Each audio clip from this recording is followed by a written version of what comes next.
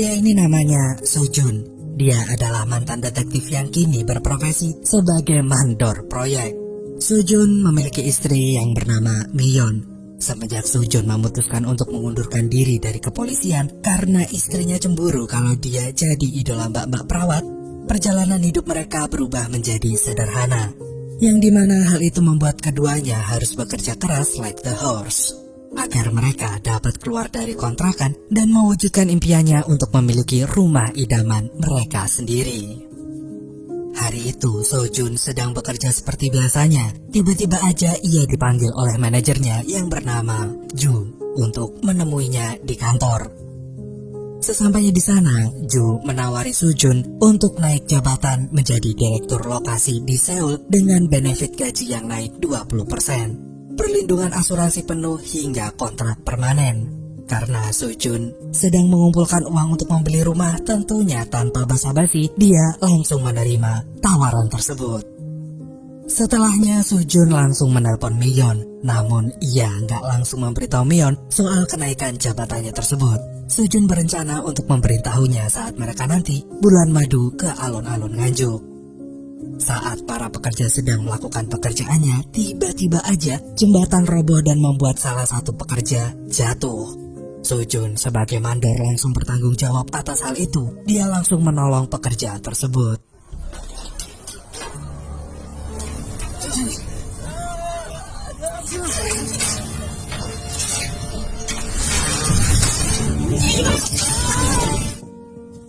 Di tempat lain, Miyeon tiba-tiba aja mendapatkan telepon dari teman lama Sojun yang bernama Kim Hyun-soo.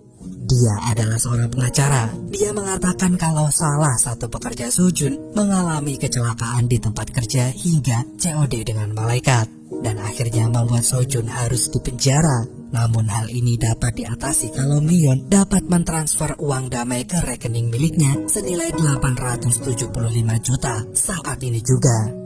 Karena Miyeon panik dan IQ Miyeon hanya setara ikan sapu-sapu, tanpa ragu Miyeon pun langsung mengirim semua uang tabungannya untuk membeli rumah demi Sojun agar nggak masuk penjara. Sementara itu kenyataannya Sojun baru aja berhasil menyelamatkan pekerja yang hampir jatuh tadi. Sojun yang mendapati banyak sekali miss call dari Miyeon langsung menelpon Miyeon balik. Miyeon pun langsung menanyakan kondisinya saat ini dan bertanya soal temannya yang bernama Kim Hyun-soo. Mengetahui kalau Sojun baik-baik aja dan gak pernah mempunyai teman bernama Kim Hyun-soo, Miyeon pun menyadari kalau ia baru saja ditipu.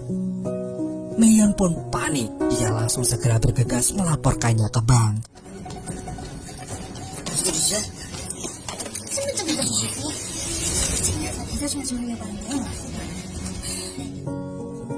Sementara itu para penipu dengan cepat bergegas langsung menarik uangnya secara tunai.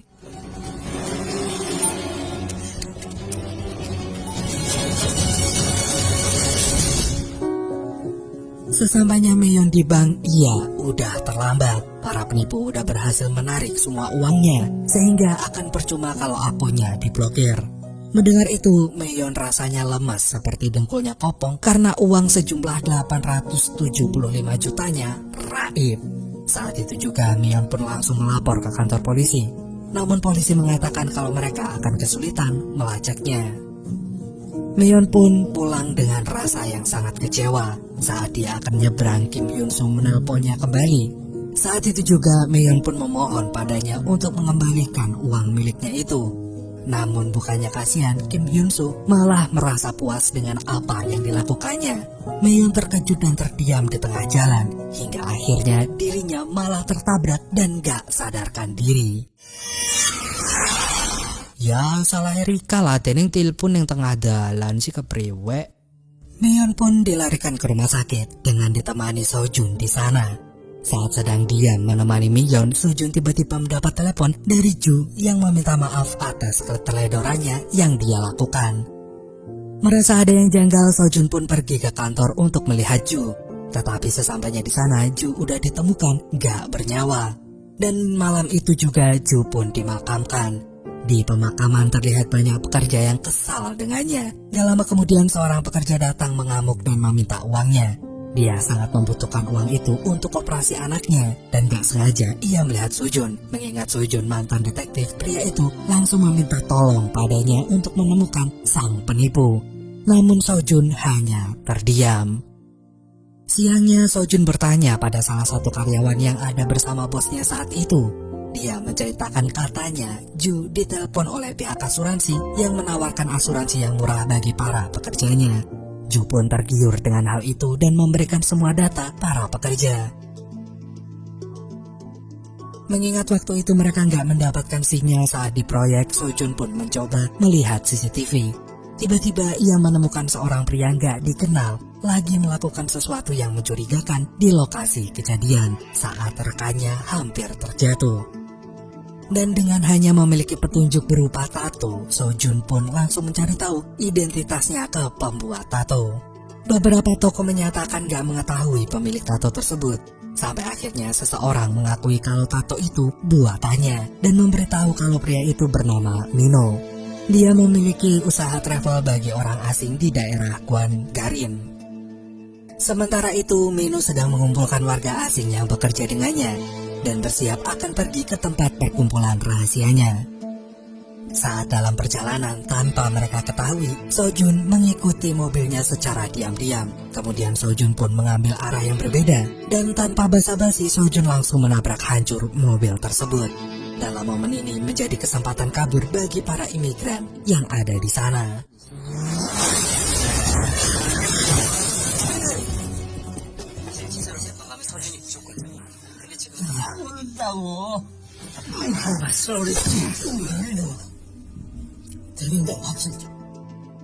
Setelah Sojun membuatnya babak belur, akhirnya Minho pun mengakui kalau dirinya hanya bekerja untuk Park, seseorang yang berada di Dae Rimdong, di mana Minho disuruh untuk memutuskan sinyal di lokasi kemarin. Mendengar itu, Sojun pun langsung menyerahkan Minho ke kantor polisi. Kemudian Sojun pun datang menemui pemimpin kepolisian yang bernama Kyung Ho yang sedang memberikan arahan pada warga yang baru terkena penipuan yang sama. Di situ Sojun langsung mengatakan kalau Kyung Ho harus menangani kasus ini secepatnya. Namun Kyung Ho malah menanggapinya dengan santai sampai membuat Sojun marah dan pergi dengan rasa kecewa. Memang polisi Korea ini lemot-lemot gimana gitu. Gak kayak polisi Wakanda yang super banget cepet menangani kasus, terutama kalau kasus bokep. Di sisi lain, seorang wanita yang bernama Kang Chil tapi tidak mencuri timun sedang berurusan dengan mantan bosnya yang bernama Gong. Hal itu karena Kang Chil mencuri uang perusahaannya. Detik-detik Kang Chil hampir menjadi santapan anjing milik Gong, tiba-tiba aja Sojun datang muncul menyelamatkannya. Dan tanpa basa-basi Sojun langsung menjelaskan tujuannya, yaitu Sojun ingin meminta Kang Chil untuk melacak keberadaan si penipu. Ternyata sebenarnya Kang Chil ini adalah seorang hacker yang sangat hebat. Setelahnya Sojun pun pergi. Keesokan harinya Sojun kembali menemui Kang Chil dan menanyakan soal perkembangannya. Awalnya Kang Chil malas melakukannya, namun saat mendengar Sojun akan memberikannya imbalan uang, Kang Chil langsung mencarinya dan dalam sekejap ia langsung berhasil menemukannya. Anehnya Kang Chil menemukan 3 tempat yang berbeda, sehingga belum diketahui keberadaan si penipu yang asli. Mereka curiga kalau aksi ini gak cuma dilakukan oleh satu orang, melainkan banyak orang. Sojun pun masuk ke tempat. Awalnya ia diusir oleh para penjaga, namun saat ia mengaku kalau dia sedang mengetahui masalah keuangan di Busan, Sojun langsung diizinkan masuk. Sojun pun gak sengaja melihat salah satu anggota polisi dan melaporkannya kepada Park yang merupakan pimpinan tim di sana. Mengetahui itu, Park pun langsung menyuruh para pekerja untuk melarikan diri. Sedangkan polisi yang mengetahui penyamarannya terbongkar, mereka langsung masuk dan menyergapnya.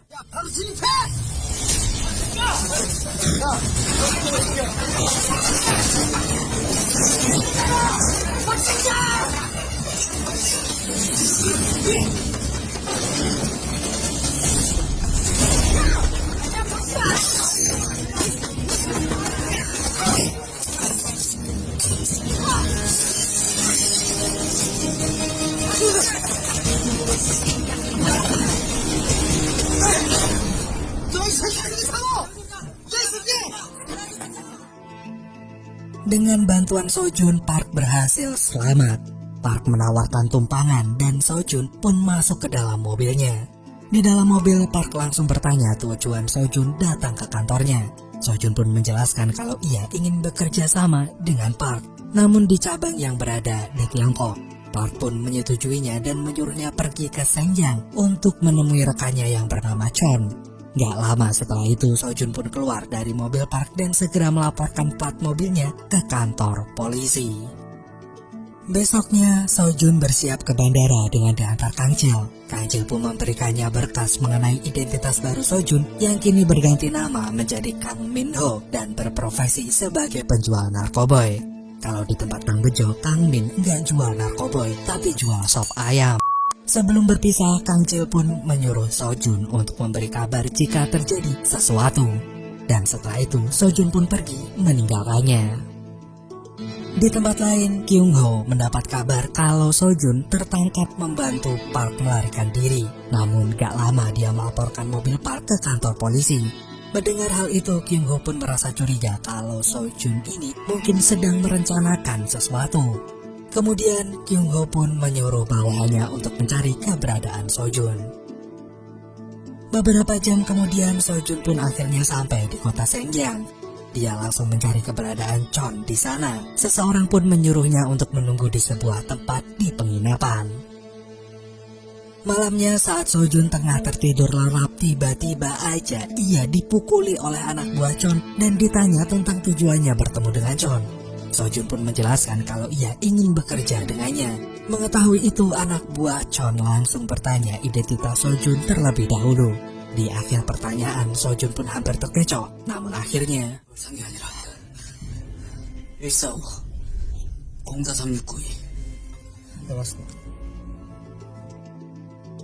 setelahnya Sojun pun dibawa ke tempat persembunyian mereka. Sesampainya di sana, Sojun langsung disuruh bekerja saat itu juga. Namun alih-alih bekerja, Sojun malah memutuskan kabel telepon dan berpura-pura kabel itu putus dengan sendirinya. Chon yang mengetahui hal itu pun langsung turun menghampiri Sojun dan memberikannya ancaman. Saat sedang beristirahat, seseorang pekerja dipuji oleh atasannya karena kinerjanya yang bisa mendapatkan uang sekitar 3,75 miliar hanya dalam waktu 6 bulan aja. Mendengar itu membuat Sojun penasaran dengan gaji yang mereka dapatkan itu dari mana. Namun mereka juga nggak pernah mengetahui hal itu karena semua itu cuman bisa dilihat di lantai 4. Dan gak ada yang bisa ke sana kecuali Chon. Setelahnya mereka pun kembali bekerja. Rekan tim Sojun mendorongnya untuk lebih semangat lagi agar bisa menghasilkan lebih banyak uang. Dia juga bilang Sojun bisa aja nanti bersantai asalkan ia berhasil masuk menjadi tim dari ketua pengembang naskah yang bernama Guak. Gak lama kemudian, Guak pun turun sambil menelpon korbannya. Guak memperkenalkan dirinya sebagai Kim Hyun Soo. Mendengar itu, Sojun seketika emosi karena akhirnya ia berhasil menemukan orang yang telah menipu Meyeon, istrinya, dan membuatnya gak sadarkan diri. Usai menelpon, Guak pun terlihat sangat emosi pada salah satu pekerjanya yang bernama Namki, yang ternyata telah mencuri uang perusahaan. Di saat Guak akan menghabisinya, Chon tiba-tiba datang dan mengambil alih, lalu memukuli Namki dengan seonggok besi. Selesai bekerja, Sojun bertanya pada rekannya mengenai Guak lebih jauh. Mereka bilang kalau Guak adalah kepala pengembangan yang selalu mendapatkan uang 1,13 triliun di setiap tahunnya. Dulunya dia seorang manajer di sebuah perusahaan, namun dia diperlakukan gak baik hingga hidupnya hancur. Kemudian kini ia bangkit lagi tetapi menjadi seorang penipu yang sangat cerdas. Di tempat lain, polisi yang penasaran dengan keberadaan Sojun akhirnya bertanya kepada Park, tetapi Park gak mau memberikan jawaban. Akhirnya polisi pun melacak keberadaan Sojun dengan menggunakan komputer kantor. Gak lama mereka pun mendapatkan informasi kalau Sojun sedang berada di Shenyang. Namun sayangnya posisi tepatnya gak bisa terdeteksi dengan pasti. Karena komputer saling terhubung, Chon pun langsung tahu kalau komputer Park saat itu sedang diretas.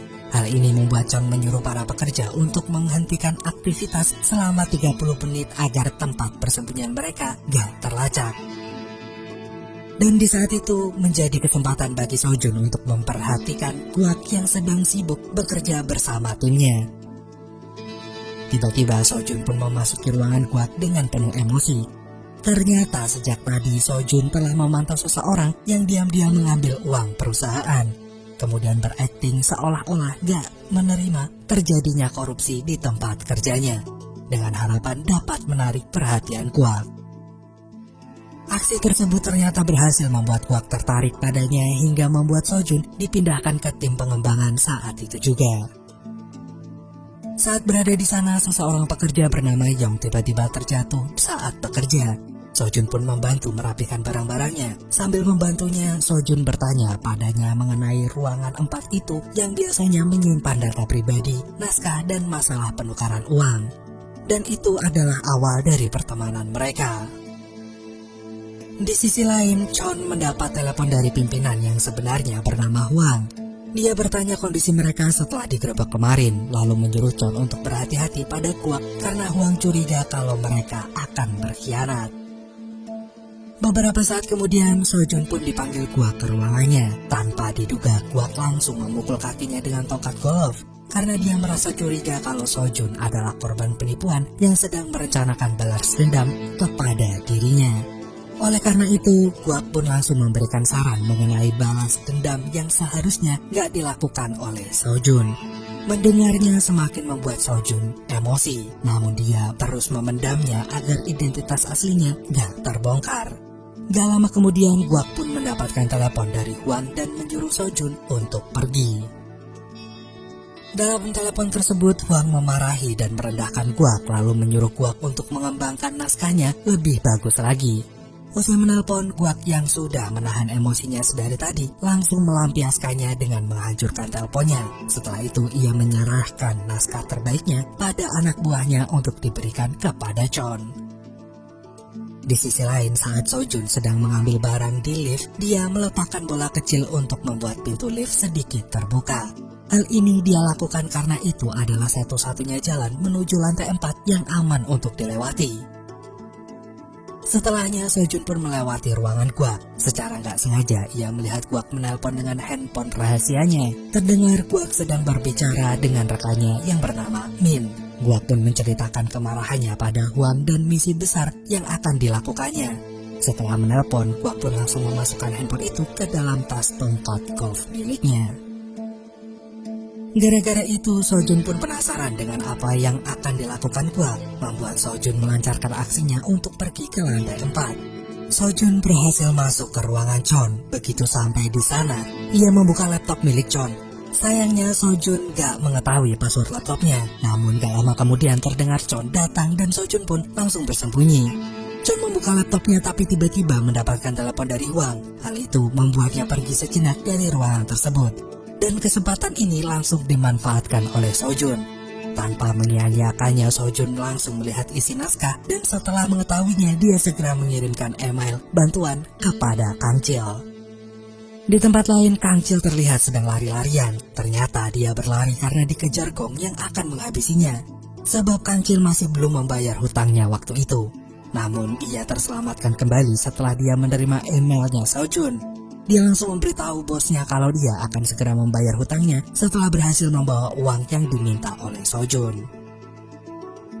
Beberapa menit kemudian, di saat semua orang termasuk Chon menyadari kalau Sojun menghilang, Chon pun langsung menyuruh mengunci semua pintu dan pergi mencarinya. Sementara itu, Sojun menyadari bahwa dia sedang dicari semua orang, langsung mencoba untuk kabur melalui atap. Setelah berhasil turun, Sojun malah bertemu dengan Yong lalu meminta untuk membantunya merahasiakan hal tersebut. Kemudian Sojun masuk ke kamar mandi dan berpura-pura seolah sejak awal memang berada di sana. Gak lama kemudian anak buah Chon pun masuk ke kamar mandi dan memergoki Sojun yang sedang pura-pura boker sambil udut aspro. Mereka pun marah hingga memukulnya dan membawa Sojun ke ruangan tersembunyi lalu mengurungnya di sana. Besoknya Kang Cil melakukan aksinya dengan pergi ke tempat yang disuruh oleh Sojun dengan ditemani oleh Gong. Namun tanpa mereka sadari seseorang mengikuti mereka dari belakang. Sedangkan di sisi lain, para penipu baru akan memulai misi penipuan terbesar mereka. Dalam penipuan kali ini, mereka akan mendapatkan keuntungan sekitar 375 miliar dengan cara menipu para anak muda kalau mereka telah diterima di perusahaan besar di Korea bernama Chongbun Holding dan mengharuskan mereka untuk membayar setoran jaminan kerja. 정보와 근육과 합동으로 만든 공증 기금이세요. 네, 삼촌 경준이에요. 경준아. 잠깐 수업 찍을 때 당연히 해야죠. 무슨 말이에요? 우리 그걸 맛있게. 진짜 정보기관이야.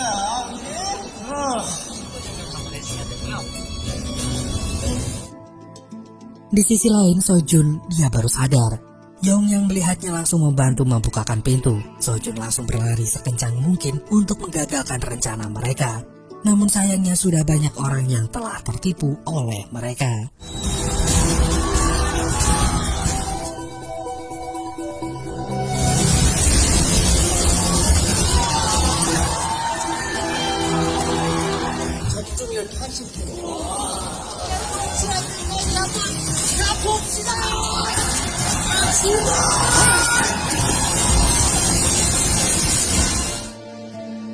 Di tempat lain, Kang Chil langsung mengambil uang dan berencana untuk melancarkan misi selanjutnya, yaitu membagikan kembali uang itu pada para korban penipuan.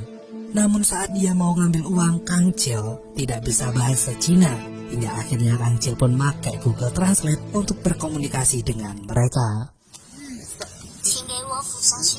Sayangnya saat sedang mengambil uang, anak buah Chon datang dan menyekap mereka. Ketika Kang Chil dan bosnya hampir dihabisi, polisi yang sejak tadi mengikuti Kang Chil langsung menyergap mereka semua. Hai, 깜짝이야.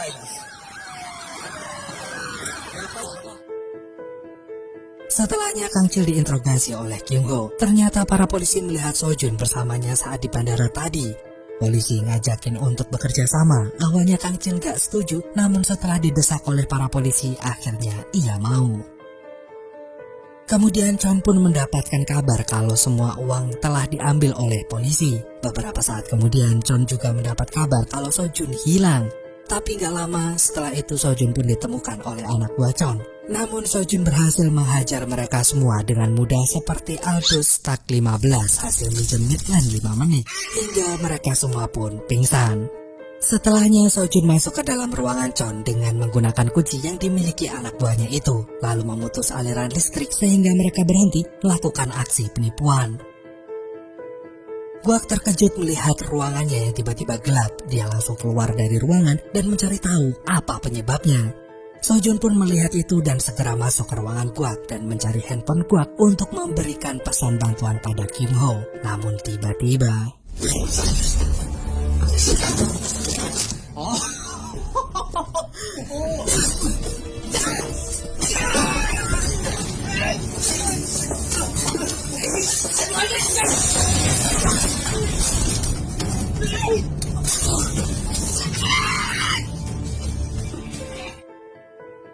Gak lama kemudian Chon datang dan ikut menghajar Guak setelah mengetahui kalau selama ini Guak telah mengkhianati Huang dengan bekerja sama dengan Min. Ketika Chon menghabisi Guak, anak buah Guak datang menghajar Chon hingga akhirnya Guak pun langsung menghabisi Chon hingga meninggoy. Di samping itu, Guak langsung menyuruh semua orang untuk mencari keberadaan Sojun, yang akhirnya diketahui identitas aslinya yaitu seorang mantan detektif. Sojun yang baru saja berhasil melarikan diri seketika bertemu dengan Yong, lalu tiba-tiba aja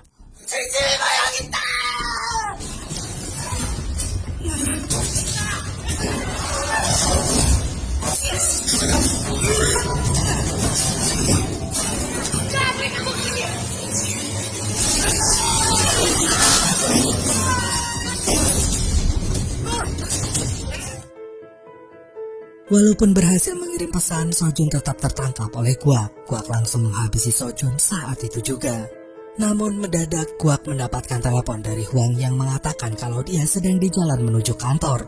Setelah menutup telepon, Guak yang panik karena udah menewaskan Chon langsung meminta Sojun bekerja sama dengannya dan mengatakan kalau ini semua adalah perbuatannya. Awalnya Sojun menolak, namun setelah Guak mengancam akan membuat istrinya meninggoy, Sojun pun langsung setuju. dan mengatakan pada Huang kalau ia telah men-COD-kan Chon.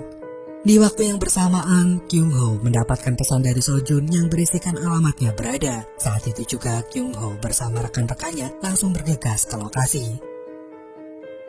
Gak butuh waktu lama, Kyung Ho pun sampai di tempat dan langsung menyergap kantor mereka.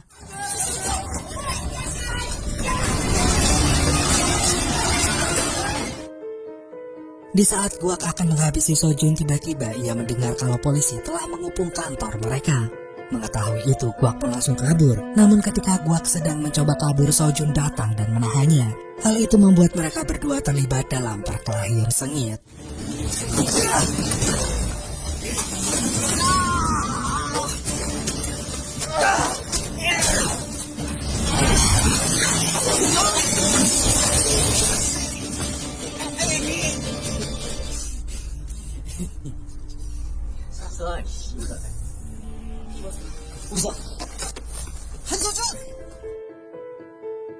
Gak lama dari itu, Kyung Ho berhasil menemukan keberadaan Sojun dan langsung menghentikan aksinya. Lalu mereka menangkap Guak saat itu juga. Beberapa hari kemudian, polisi mengumumkan kalau mereka udah berhasil menangkap para pelaku dan telah mengembalikan uang pada para korban. Polisi juga memperingatkan kepada warga agar lebih berhati-hati ke depannya dan gak langsung percaya begitu aja dengan telepon yang mereka terima. Setelah sekian lama, akhirnya Sojun datang ke rumah sakit untuk menemui Meyon yang baru aja sadar dari komanya. Suasana haru pun terjadi di sana. Meyon merasa bangga sekaligus ketakutan saat Sojun memutuskan untuk menyelidiki kasus ini sendirian. Dan 3 bulan telah berlalu, Sojun berhasil mendapatkan kembali statusnya sebagai detektif setelah aksi heroik yang dilakukannya kemarin. Sementara itu, Huang yang berhasil kabur ke Filipina berencana melakukan penipuan yang baru dengan bantuan anak buah barunya, yaitu Yong.